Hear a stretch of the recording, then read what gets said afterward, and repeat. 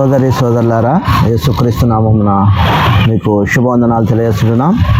ఎక్కడెక్కడైతే దేవుని మాటలు వినబడుతుంటావో అక్కడంతా ఉన్న ప్రజలందరికీ దేవుని ఆశీర్వాదములు దీవెనలు ఎల్లప్పుడూ ఉంటాయి. ఆయన మరి ప్రార్థన చేసుకొని దేవుని మాటలు విందాం. ప్రేమ గల జీవం గల మా పరలోక తండ్రి, నీ పరిశుద్ధ పాదం కొందనాలు స్తోత్రం చెల్లిస్తున్నాం. దీవించే దేవుడు, రక్షించే దేవుడు, కాపాడే దేవుడు, సంఘాలను బాగు చేసే దేవుడు, నాయన అన్యాయాన్ని అక్రమాలను తొలగించే దేవుడు, మంచిని సమాధానాన్ని నువ్వు నింపే దేవుడు, సమాజాన్ని బాగు చేసే దేవుడు, ప్రజలను బాగు చేసే దేవుడు, లోకాన్ని పరలోకాన్ని ఏలుతున్న దేవుడు, నాయన ఈ విధంగా తండ్రి నాయన యువతను రక్షించే దేవుడు, పాపాన్ని తండ్రి నీ రక్తంతో కడిగే దేవుడు, నీ దగ్గరికి వచ్చిన వారికి నాయన ఈ విధంగా తండ్రి నీ తోడు నీ సహాయం కోరుకుంటూ రైతులను వారి పాడి పంటలు దీవించండి. నేటి వాక్య అధ్యయన ఆశీర్వాదాలు మెండుగా ప్రసాదించమని యేసు నామమున వేడుకుంటున్నాం తండ్రి, ఆమేన్. సోదరి సోదరులారా, దేవుని యొక్క పరిశుద్ధ లేఖనంలో ఈరోజు మనము ఆదికాండం నుంచి కొన్ని మాటలు చదువుకోబోతున్నాం. ఆదికాండం మరి 47వ అధ్యాయం మొదటి నుంచి మరి చదువుకోబోతున్నాం. యోసేపు వెళ్ళి ఫరోను చూచి, నా తండ్రియు నా సహోదరులను నా వారి గొర్రెలు మందలను వారి పశువులలో వారి కలిగినది అంతటిని కానాను దేశంలో నుండి వచ్చి గోషెనులో ఉన్నారని తెలియజేశాను. తన సహోదరులందరినీ 5గురిని వెంటబెట్టుకొని పోయి వారిని ఫరో సమక్షమందు ఉంచాను. ఫరో అతని సహోదరులను చూచి, మీ వృత్తి ఏమిటని అడిగినప్పుడు వారు, నీ దాసులమైన మేము మా పూర్వీకులను గొర్రెల కాపురమని ఫరోతో చెప్పిరి. వారు కానాను దేశము నుండి కరువు భారంగా ఉన్నందున నీ దాసులు కలిగినది మందను మేత లేదు గనుక దేశంలో కొంతకాలము ఉండుటకు వచ్చి ఉంటిమి. కాబట్టి గోషేను దేశములో నీ దాసులను నివసించినట్లు సెలవిమ్మని ఫరోతో అనగా, ఫరో చూచి యోసేపును చూచి, నీ తండ్రి నీ సహోదరులు నీ ఎదుట వచ్చి ఉన్నారు. ఈజిప్టు దేశము నీ ఎదుట ఉన్నది. ఈ దేశములో మంచి ప్రదేశమందు నీ తండ్రిని సహోదరులను నివసింపచేసి గోషేను దేశంలో వారు నివసింపనట్లు వారిలో ఎవరైనా ప్రజ్ఞ గలవారని నీకు తోచిన ఎడల నా మందలం మీద వారిని అధిపతిగా నియమించుము అని చెప్పాను. యోసేపు తన తండ్రిని యాకోబును లోపలికి తీసుకొని వచ్చినప్పుడు ఫరో సమక్షమందు అతన్ని నుంచగా యాకోబు ఫరోను దీవించెను. ఫరో, నీవు జీవించిన సంవత్సరములు ఎన్ని అని యాకోబుని అడిగినందుకు యాకోబు, నేను యాత్ర చేసిన సంవత్సరములు 130, జీవించిన సంవత్సరము కొంచెమే కాదు, దుఃఖ సహితమునుగా ఉన్నవి. అవి నా పితరులు యాత్ర చేసిన దినములే, వారు జీవించిన సంవత్సరములు కాలేదని ఫరోతో చెప్పాను. కాబట్టి మరి యాకోబు తన కుమారులు వచ్చినప్పుడు మరి యోసేపు తన తండ్రిని మరి తన సహోదరులను పరిచయం చేసినప్పుడు ఫరోకు ఆయన తను పిలుచుకొని గోషేను అను ప్రాంతంలో వారిని పెట్టండి, ఎవరైనా ప్రజ్ఞ గలవారైతే నా మందల మీద మరి కాపరిగా నియమించమని చెప్పాడు. మరి గొర్రెల కాపర్లు ఈజిప్టు వాళ్ళకి హేయులు గనుక మరి మీరు ఈ విధంగా చెప్పండి అని మరి యోసేపు తన తండ్రి తన సహోదరులకు, మేము పూర్వం నుండే గొర్రెల కాపర్లము అని చెప్పండి అంటూ మరి ఫరో సమక్షమందు వారు విన్నపించుకున్నారు.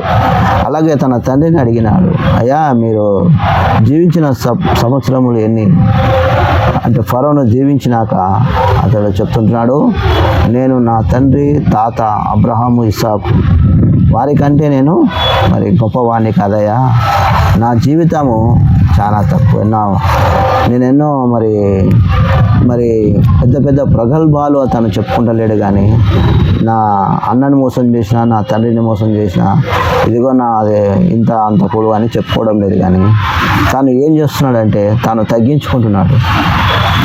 తన తండ్రి ఇస్సాకును తన తాత అబ్రహామును మరి వారి గొప్పవాళ్ళయ్యా అని అక్కడ ఫరో ఎదుట మరి తను తగ్గించుకుంటూ తన జీవితాన్ని ఏ విధంగా మరి ముగించబోతున్నాడు, ఏ విధంగా తను ఆరంభించాడు, తను మరి తన మాటల్లో తన వినమ్రత చూస్తుంటున్నాం.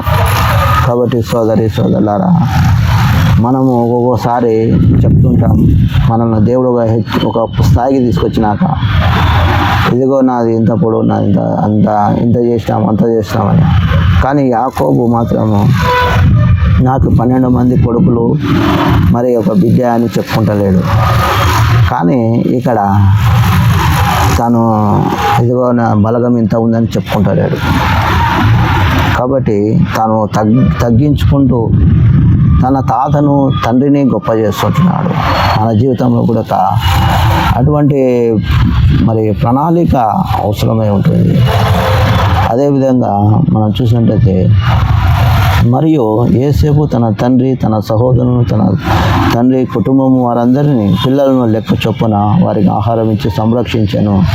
కరువు మిక్కిలి భారంగా ఉండేందున ఆ దేశమంతటను ఆహారం లేకపోయినాను. కరువు ఈజిప్టు దేశమును కానాను దేశంలో వచ్చాను. కాబట్టి మరి ఆహారము లేదు, మరి ఎంతో మరి విపరీతమైన పరిస్థితుల్లో ఉన్న ఆ ప్రాంతంలో వారికి ఆహారము మిక్కిలి భారంగా ఉన్నప్పటికీ వారికి మరి యోసేపు తన కుటుంబాన్ని, తన తల్లిదండ్రులకి, తన సహోదరులకు మరి ఆహార ధాన్యాన్ని వారికి ఇవ్వడం జరిగింది. అంతేకాకుండా ఇంకా అలా చూసినట్టయితే మనకి కొన్ని విషయాలు అర్థమవుతాయి. అదేవిధంగా మనము దేవుని యొక్క పరిశుద్ధ లేఖనంలో ఆయా రీతిలుగా మనం జ్ఞాపకం చేసుకున్నప్పుడు 18వ వచనంలో, ఆ సంవత్సరమును గతించిన తర్వాత 2వ సంవత్సరమున వారు అతని యొద్దకు వచ్చి, మా ఏలిన వారికి మరుగు చేయము, ద్రవ్యము వ్యయమై పోయెను, పశువులు మందలను ఏలికను వారిని ఏలిక వంశము చేసేదము, మా దేహమును మా పొలములను తప్ప మరి ఏమియు ఏలిన వారికి సముఖమందు మిగిలి ఉండలేదా నేను. కాబట్టి వారికి సహాయం చేస్తూ వచ్చినట్టు చూస్తున్నాం. మరి అదేవిధంగా వారిని పోషిస్తూ వచ్చినట్టు మనం చూస్తున్నాం. సోదరులారా, మరి దేవుని యొక్క పరిశుద్ధ లేఖనంలో ఆయన వారికి ఆహార సమృద్ధి మరి ఇస్తూ వచ్చాడు. అందుకు యోసేపు, మీ పశువులు ఇవ్వండి, ద్రవ్యము వ్యయమైపోయిన ఎడల మీ పశువులను ప్రతిగానే మీకు ధాన్యం ఇచ్చేదని చెప్పాను. కాబట్టి వారు తమ పశువులను యోసేపు యొద్దకు తీసుకొని వచ్చేది. యోసేపు గుర్రములను, గొర్రెలను, మందలను, గాడిదలను తీసుకొని వారికి ఆహారం ఇచ్చాను. మరి వారికి ఆహారము మరి ఇస్తూ వచ్చినట్టు మనం చూస్తుంటున్నాం. మరి అదేవిధంగా వారికి మరి ధాన్యాన్ని సమకూరుస్తూ వచ్చినట్టు మనం చూస్తుంటున్నాం. కాబట్టి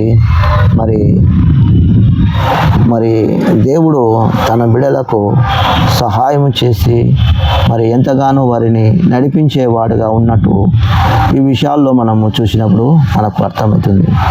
అదేవిధంగా చూసినట్లయితే మరి ఫరోకు చెప్పకుండా ఒక పని కూడా తను చేయడు. తన అన్న, సహోదరులు, తన తండ్రి వచ్చినప్పటికీ వారిని ఫరో దగ్గర తీసుకుపోయాయా, ఇట్లా మా వాళ్ళు వచ్చినారని వారికి మంచి ప్రదేశము మరి ఫరో చూపించినట్టు మనం చూస్తుంటున్నాం. సోదరులారా, ఫరోకు అడగకుండా ఒక పని కూడా మరి చేసినట్టు మనం చూద్దాం. అదేవిధంగా మరి ఈ విధంగా చూసినట్టయితే యోసేపు మరి ఫరోకు ఎంతగానో మరి ప్రియమైన బిడ్డగా మరి ప్రియమైన మరి స్నేహితుడుగానే తాను భావిస్తున్నట్టు మనం చూస్తుంటున్నాం. అలాగే ఫిలోమోను మరి ఒనేసిము ఇంట్లో ఉన్నప్పుడు తాను తప్పుడు పని దొంగతనము చేసి పారిపోయినప్పుడు పౌలు ఉత్తరం రాస్తాడు. ఒకప్పుడు తాను దొంగనే, ఇప్పుడు తాను మారిపోయినాడు కాబట్టి తనను చేర్చుకో అని ఫిలోమోనుకు ఒనేసిమును పంపడానికి తాను ఒక లెటర్ రాసి పంపించి ఉంటున్నాడు. కాబట్టి సోదరులారా, మరి యోసేపు జీవితంలో మరి ఎంతో కష్టాలు, కన్నీరు, జనానికి ఎన్నో ఆహార ద్రవ్యము సమకూర్చడానికి గిడ్డంగులు కట్టించాడు. అక్కడ ప్రజలకు మంచి ధాన్యాన్ని సమకూర్చాడు.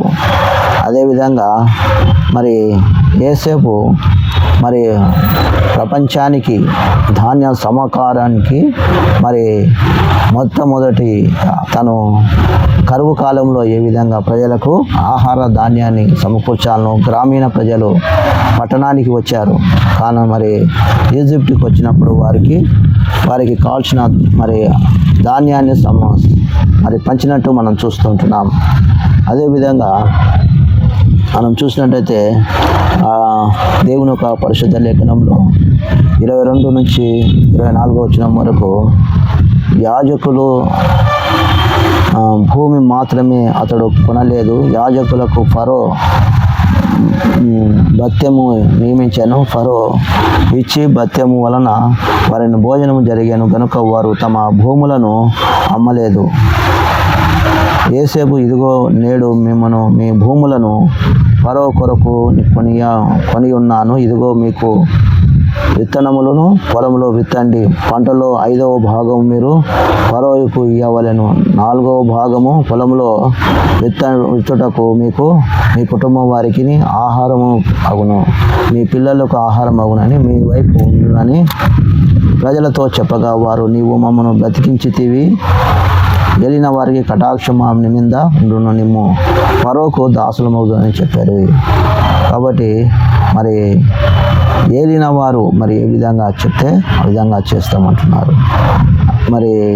అదేవిధంగా చూసినట్టయితే 27వ వచనంలో, ఇశ్రాయేలు ఈజిప్టు దేశంలో గోషేను ప్రదేశంలో నివసించిరి. అందులో వారు ఆస్తి సంపాదించుకొని సంతానాభివృద్ధి పొందిరి, మిగుల విస్తరించిరి. కాబట్టి మిగుల విస్తరించినట్టు చూస్తున్నాం. యోసేపు బంధువులు అక్కడున్న యోసేపు ఇంటి వారు బంధువర్గము అక్కడ విస్తరించినట్టు చూస్తుంటున్నాం. సోదరులారా, అదేవిధంగా ఇక్కడ కూడా దేవుడు వారిని రక్షించి కాపాడి నడిపించే దేవుడుగా కానాను దేశం నుంచి వారు వచ్చినట్టు చూస్తుంటున్నాం. కాబట్టి వారిని గోషేను ప్రాంతంలో వారికి మంచి ఆహారంను పెట్టి వారిని పోషించినట్టు మనం చూస్తుంటున్నాం. సోదరులారా, అలాగే మనం చూసినట్టయితే యాకోబు ఎంత యుక్తిగా ప్రదర్శించినప్పటికీ తాను ఫరో ఎదుట నిలబడినప్పుడు తాను ఎంతో తగ్గించుకొని మాట్లాడినట్టు మనం చూస్తుంటున్నాం.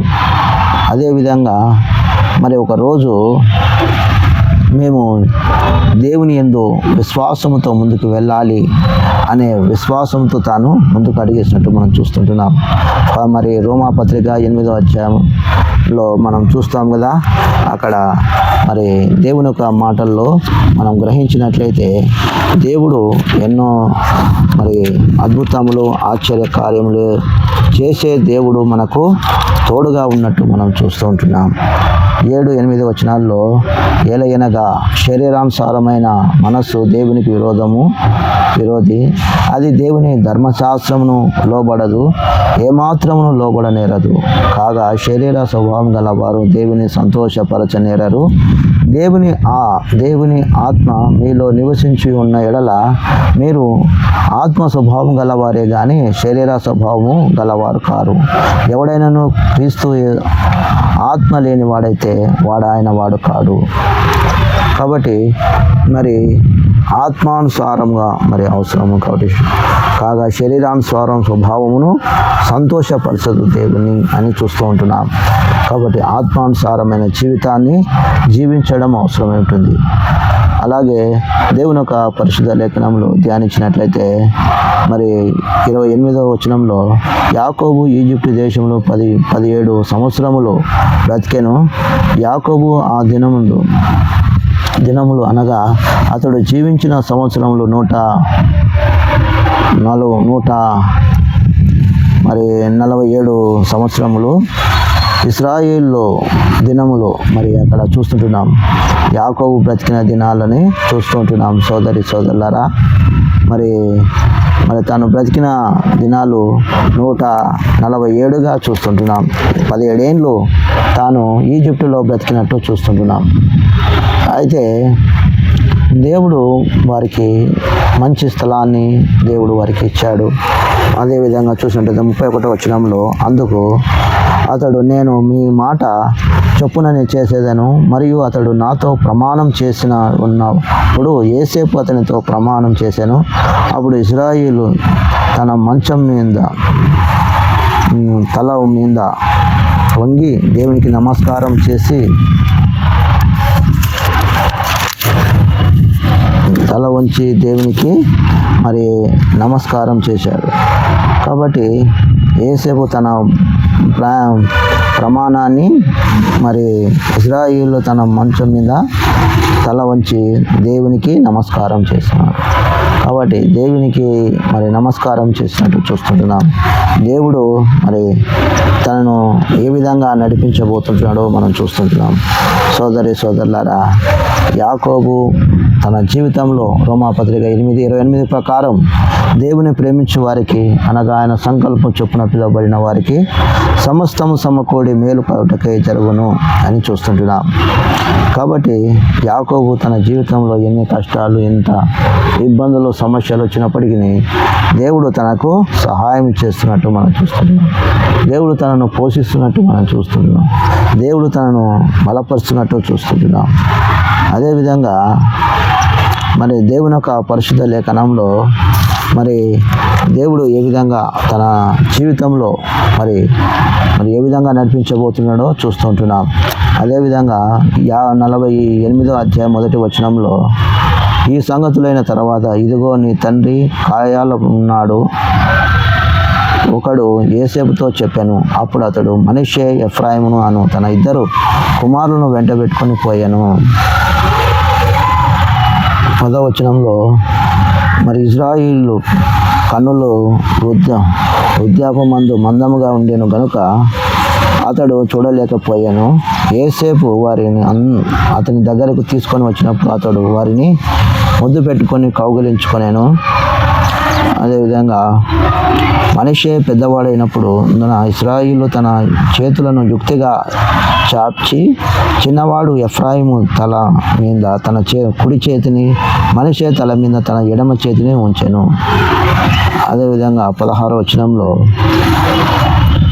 మరి చూసినట్టయితే అతడు యోసేపును దీవించి నా పితరులైన అబ్రహాము ఇస్సాకు ఎవరి ఎదుట మరి నడుచుకునిరో ఆ దేవుడు నేను పుట్టినది మొదలుకొని నేటి వరకు ఎవడు నన్ను పోషించను ఆ దేవుడు అనగా సమస్తమైన కీడులో నుండి నన్ను తప్పించిన దూత ఈ పిల్లలను ఆశీర్వదించునుగాక.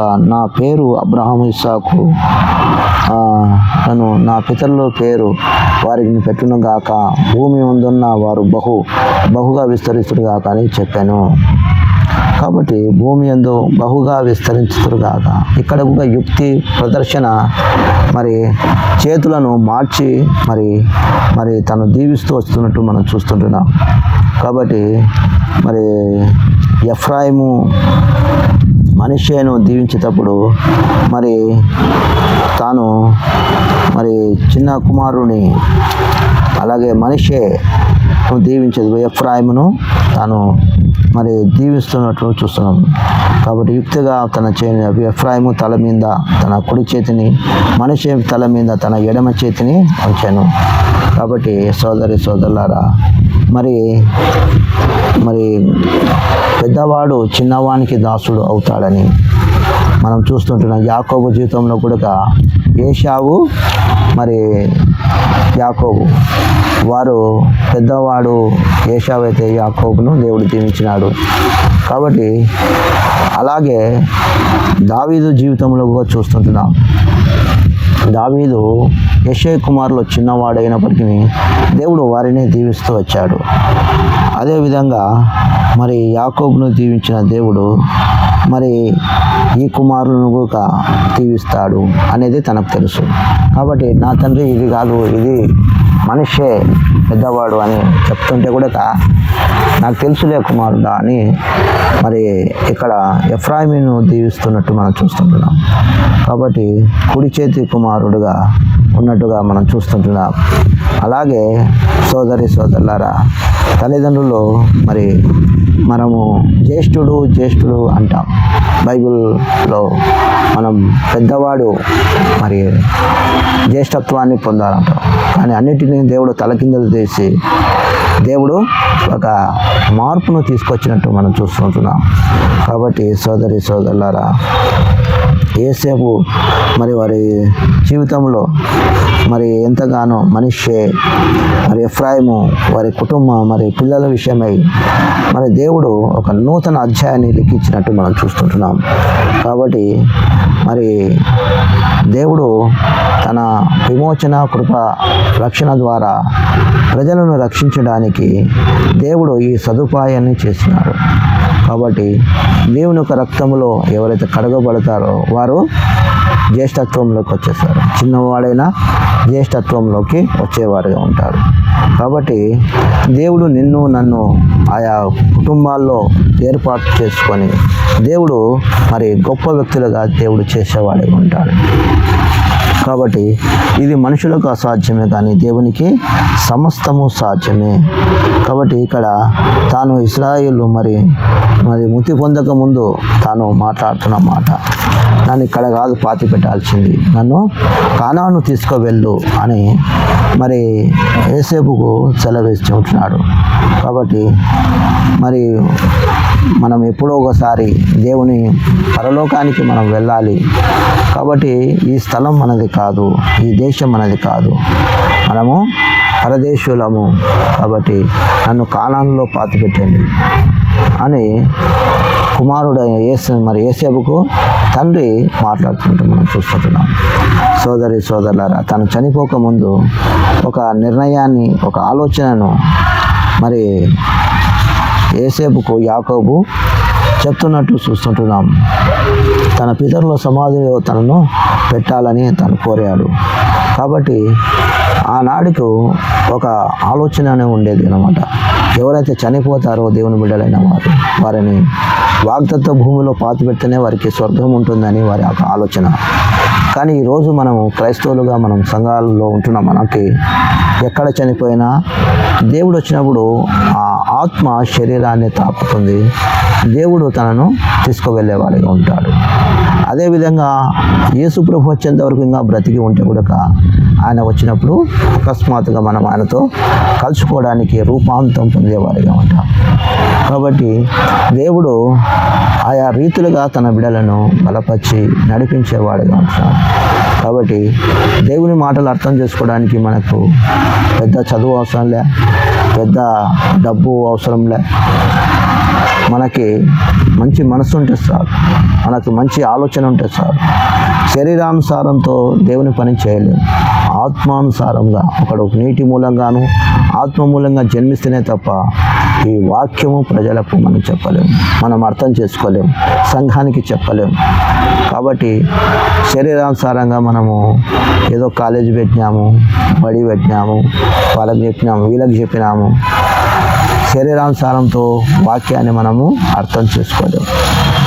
సోదరులారా, హృదయ శుద్ధి గల వారు ధన్యులు, వారు దేవుని చూస్తారు. దేవుని వాక్యము అర్థం కావాలన్నా, దేవుడు మనకు అర్థం కావాలన్నా ప్రార్థన వాక్యము మనం ఎల్లప్పుడూ చదవాలి, వినాలి, నేర్చుకునాలి. అనేకులకు నేర్పించేటట్టు మనం సాక్షులుగా దేవునికి ఉండాలి. దేవుడు ఆ విధంగా మనం నడిపించడం కాక ప్రార్థన చేసుకుందాం. ప్రేమగల జీవంగల మా పరలోక తండ్రి, మీ పాదాలకు వందనాలు. ఆయన నేను ఎన్నో సమస్యలు మమ్మల్ని వెంటాడుతున్నప్పటికీ మాకు తోడుగా ఉండే దేవుడు, ఎన్నో సమస్యలకు పరిష్కారం చూపించే దేవుడు, ఎన్నో సమస్యల్లో తండ్రి మీ నీడ లేకపోతే, మీ ఆలోచన లేకపోతే, మీ ప్రేమ లేకపోతే మేము ఎప్పుడో చనిపోయేవారు.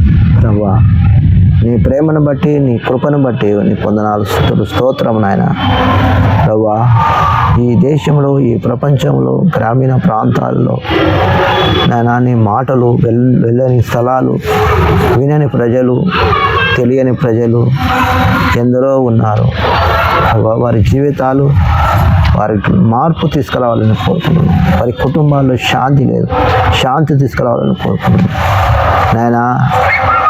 దేవా తండ్రి నాయన, కుటుంబాలకు దేవుడు, సంఘానికి దేవుడు, దేశానికి దేవుడు, ప్రపంచానికి దేవుడు నాయన.